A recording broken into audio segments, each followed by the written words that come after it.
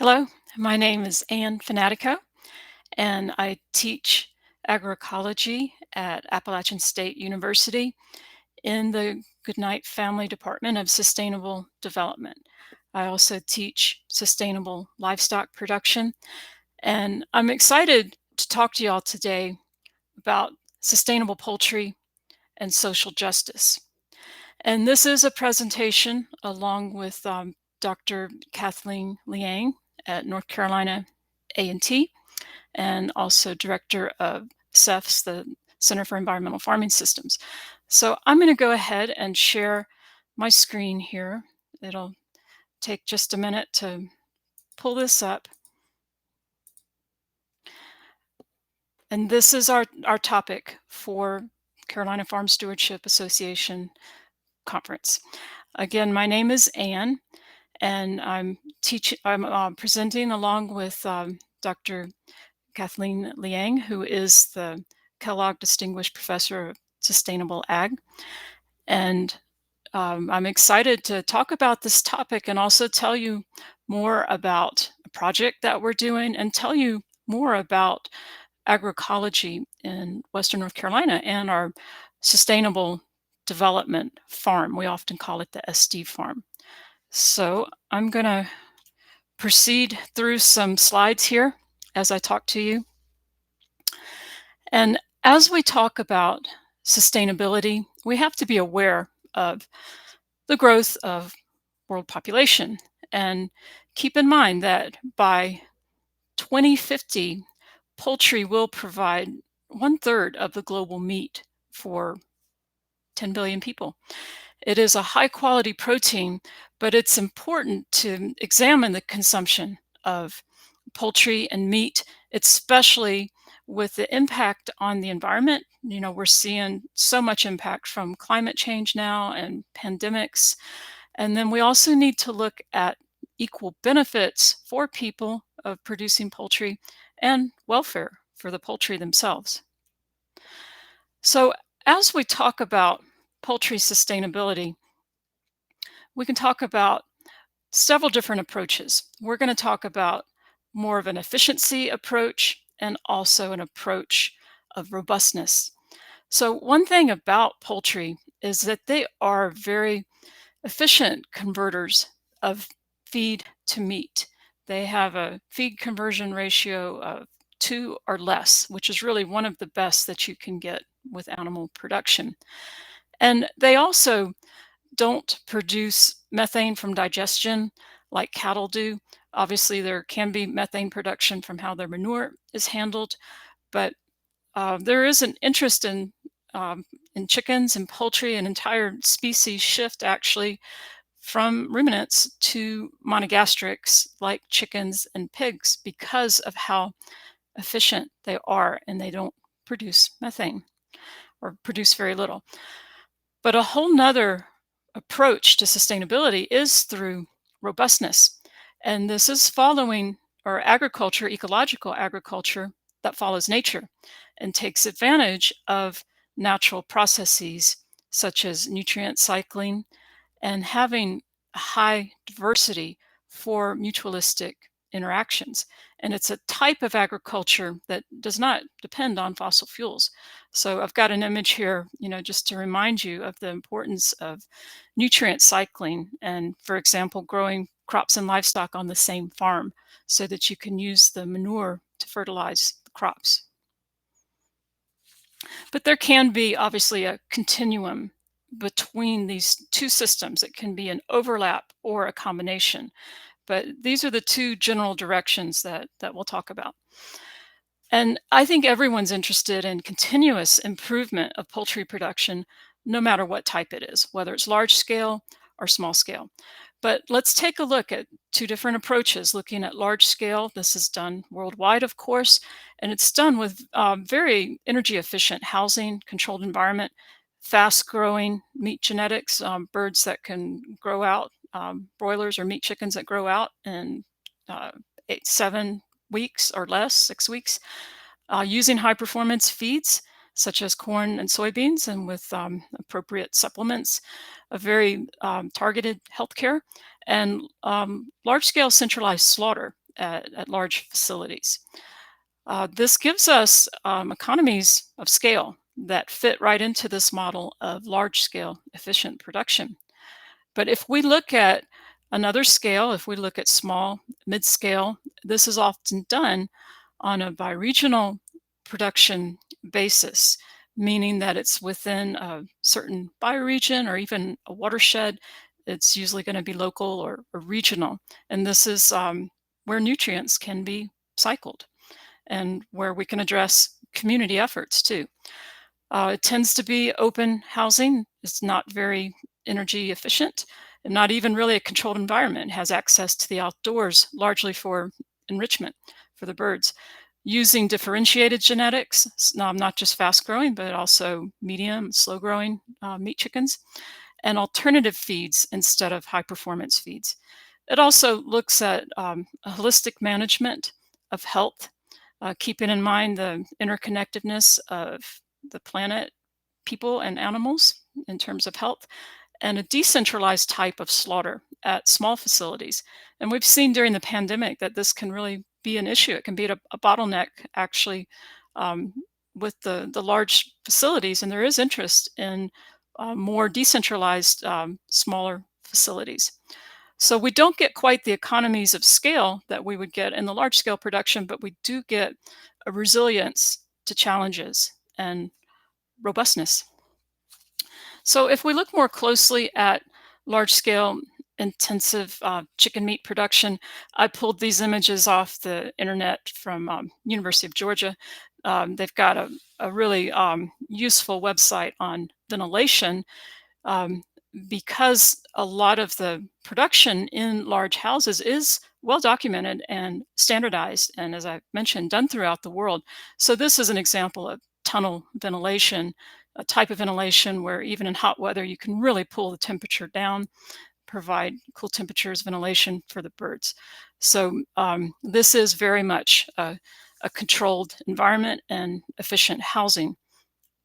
But let's look at ecological poultry production. Let's look at a different approach.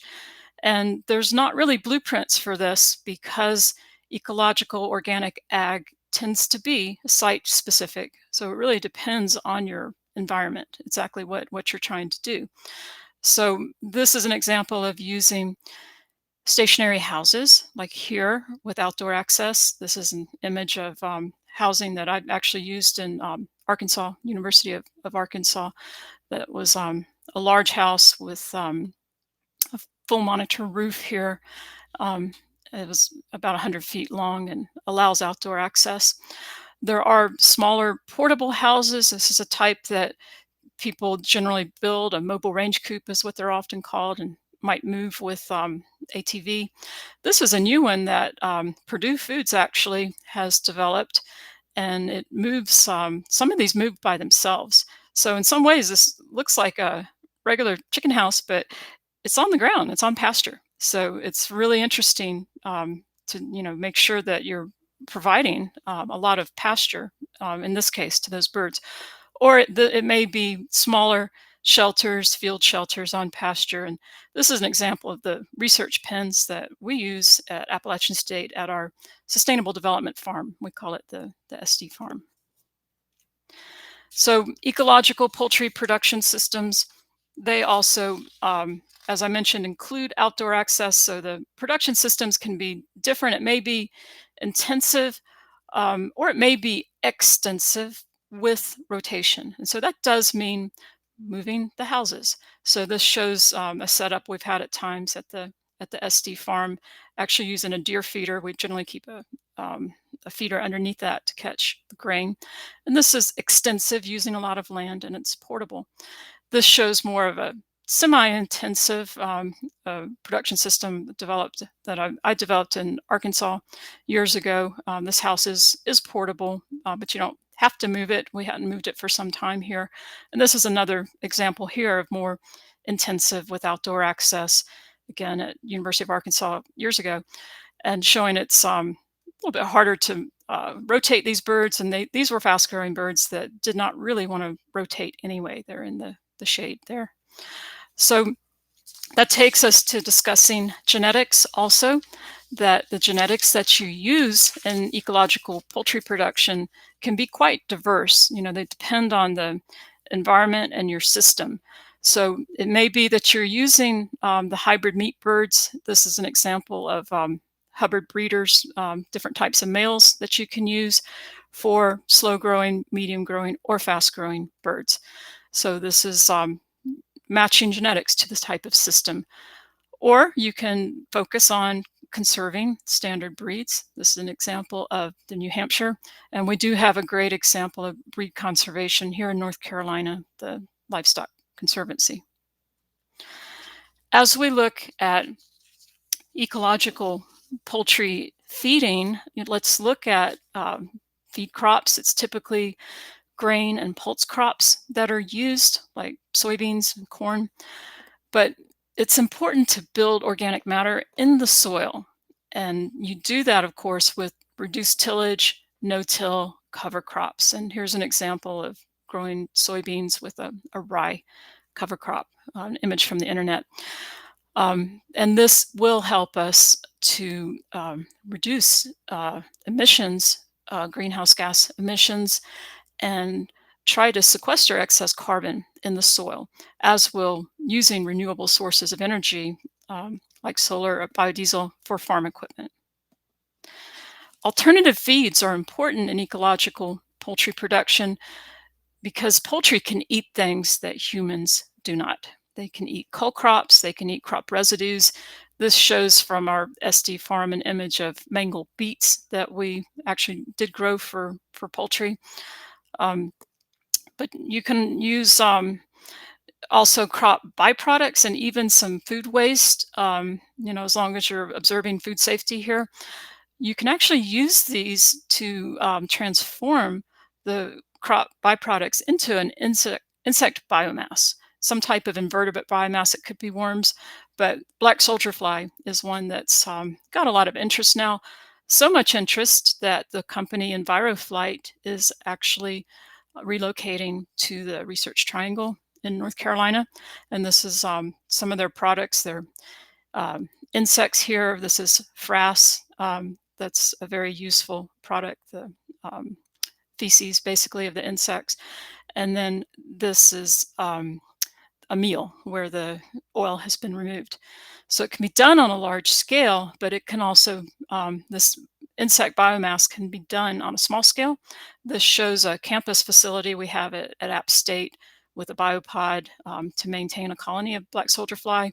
During warm weather, we can move this inside during cold weather. And this is where the larvae climb this ramp and then fall into a bucket for collection. And this is a solar dehydrator that we use to dehydrate insect biomass. So ecological poultry health, there's a focus on interconnected health of birds, animals, humans, and the environment. This is a One Health type focus that's holistic. And like any type of poultry production, it is meant to prevent the introduction of disease with biosecurity and vaccination, and does focus too on a responsible use of antimicrobials like antibiotics. With slaughter and processing in ecological poultry production, there's interest in non-centralized small plants, also in mobile poultry processing equipment that might be shared in a community. And this shows how we use the, we call it the MPU at the SD farm, that we can put a tarp on it, it's our scalder and picker. And we have set it up at times, we usually just set it up at our farm, but at times, we've set it up in other locations. And to me, it's interesting. This is wheelchair accessible. This older farmer here is watching the processing taking place. So another key component of ecological production, if we're talking about poultry, does include the diversity and interactions that you see, that poultry and other animals can contribute strongly to diversity in agriculture with beneficial interactions that are often mutualisms. And that might be looking like growing the birds and crops on the same farm, as I mentioned earlier. Here's an example. We're growing sunflowers and beets at the SD farm for poultry feed. because the manure can provide fertility for the crops. So that's a key part of nutrient cycling. Or it may be another type of interaction, like pretty much what you see with cattle and cattle egrets. You see some of that with cattle and chickens too, that they can probably help control some of the parasites, external parasites that cattle have. And then the cattle grazing does stir up insects for the birds. Um, so ecosystem services are very important in some of these mature, successionally developed systems that involved animals and even trees in agroforestry systems. And I believe there is a presentation at the conference this year of using agroforestry practices for poultry production. And using these types of more developed perennial type systems, we can really increase biodiversity. And that's one thing too that's going to increase the resilience of agriculture in the face of challenges like climate change and like pandemics.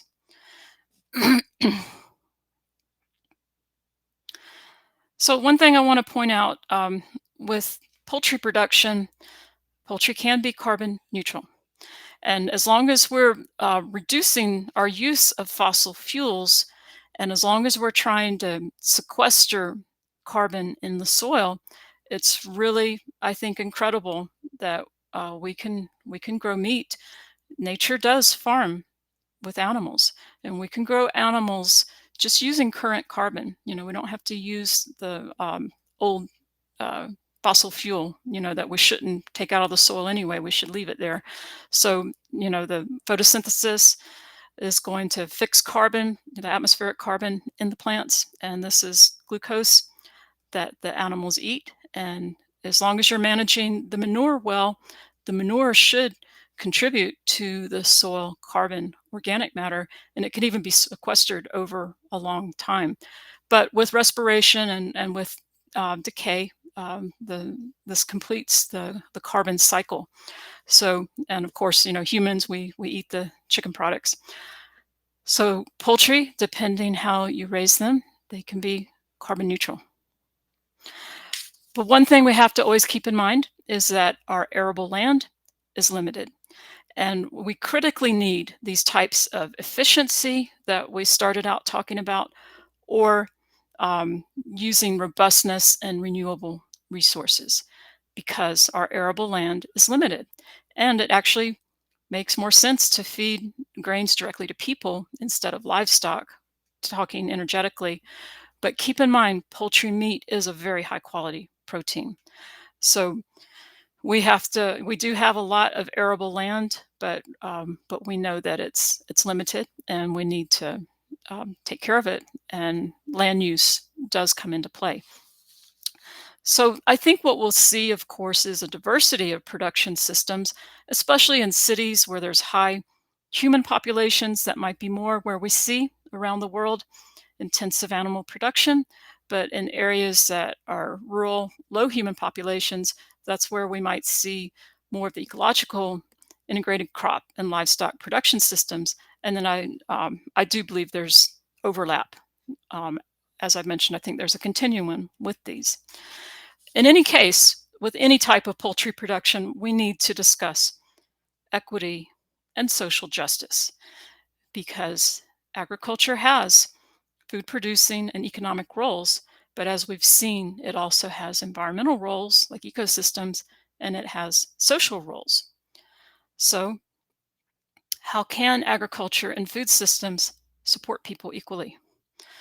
We know poultry production addresses not only hunger, it does have also economic roles.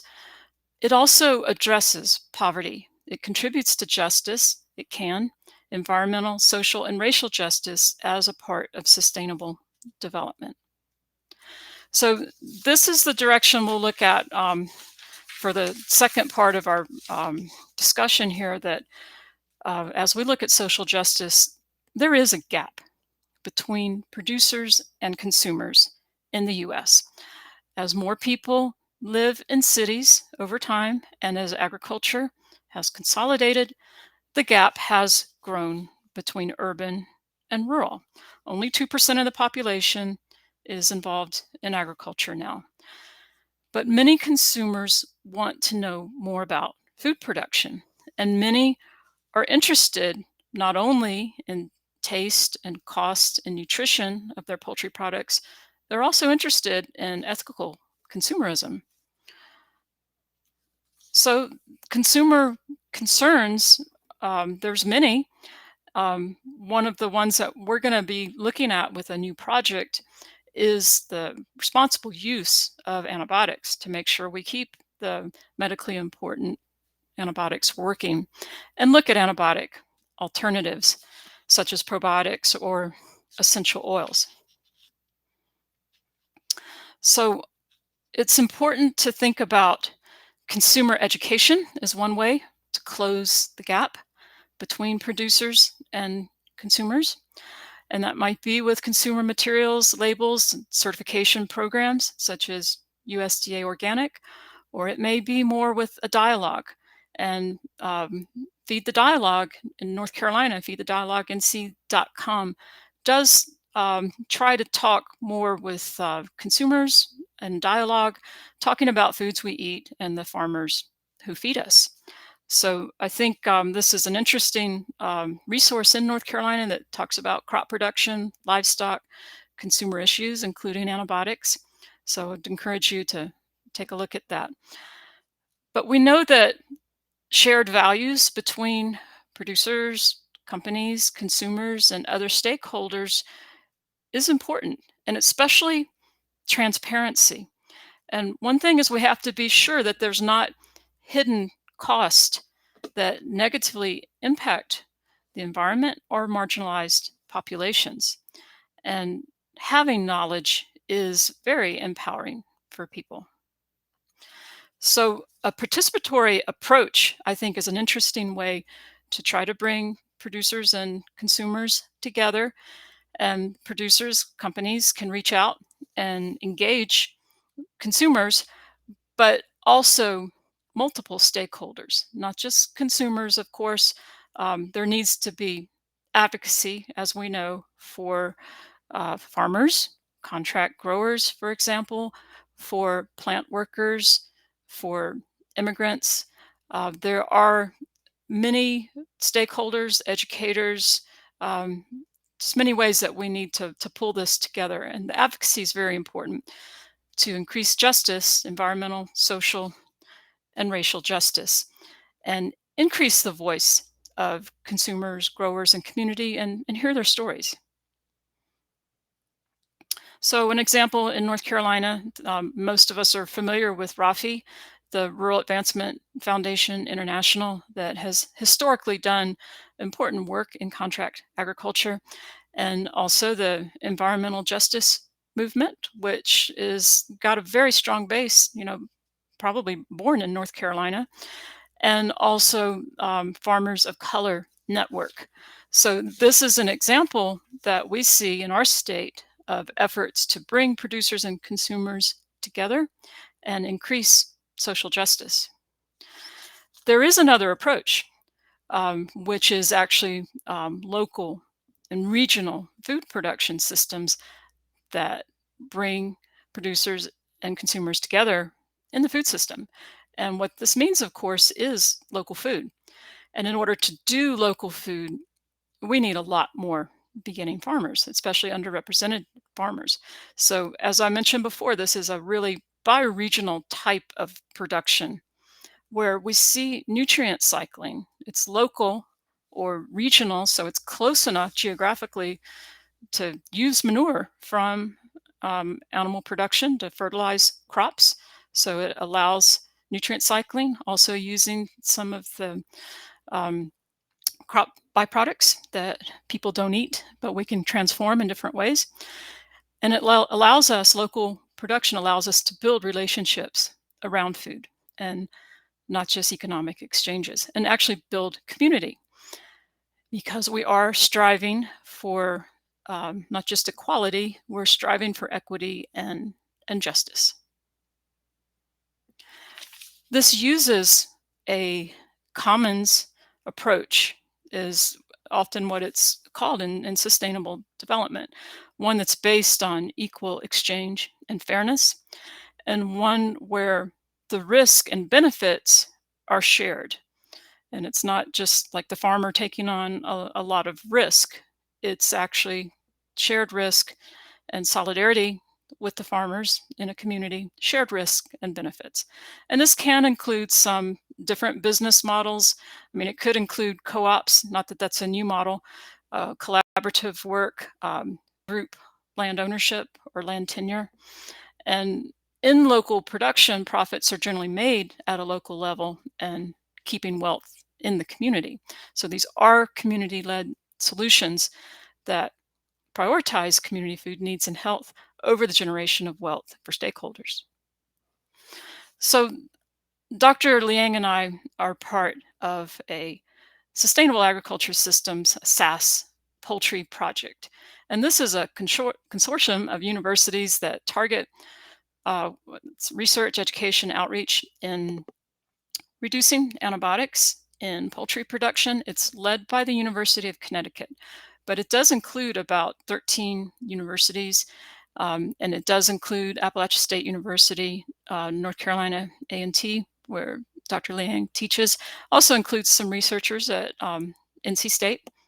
And it is research, education, outreach to increase sustainability of chicken meat production, looking at various sustainability aspects, but focusing particularly on responsible antibiotic use and how vaccines or alternative feeds can play a role, and includes producer outreach for producers that are trying to reduce antibiotics in poultry production.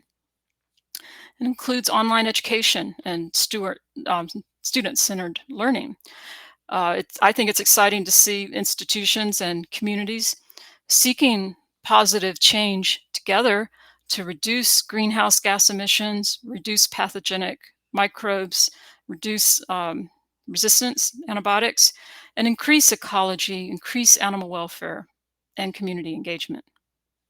So our part, Dr. Liang and I, are focusing on a consumer outreach part that includes broader surveys to survey larger groups, listening sessions, and then more targeted consumer focus groups. So right now we're focusing on listening sessions to gather input from fairly large groups of people before there's more targeted work with consumer focus groups. So we are looking for meaningful engagement about poultry production and increasing the voice of consumers and communities. So this is outreach to multiple stakeholders regarding chicken meat production and sustainability issues. We are looking at collective action, and we mean gathering feedback, hearing stories, explore issues, learning about the thoughts and perceptions of consumers and community, introducing broad goals, and making sure that people have a voice as we move towards positive change towards ecological and ethical meat consumption, and actually meeting United Nations Sustainable Development Goals of reducing hunger, increasing nutrition, and protecting our natural resources. So we're holding listening sessions. We're holding them at CFSA virtually, and we have one on November 14th at 10:30 to 11:30 Eastern Standard Time. And this is an opportunity. We can certainly answer questions about some of the ecological and social issues that are presented in this presentation, but mainly it's meant to be a listening session and hear from people, hear from the public um, about concerns people have regarding consumer sustainability issues in poultry production and the responsible use of antibiotics. So our contacts, you can refer directly to this is the University of Connecticut SAS poultry site to learn more about the project that way. Or you can go to App State and learn more about some of the sustainable poultry efforts and community that we make at Appalachian State. This will give you more information about the work. And this is Dr. Liang's email, and this is my email. And I do want to point out that we are supported by USDA AFRI SAS Poultry Project. And I hope to see you at the listening session.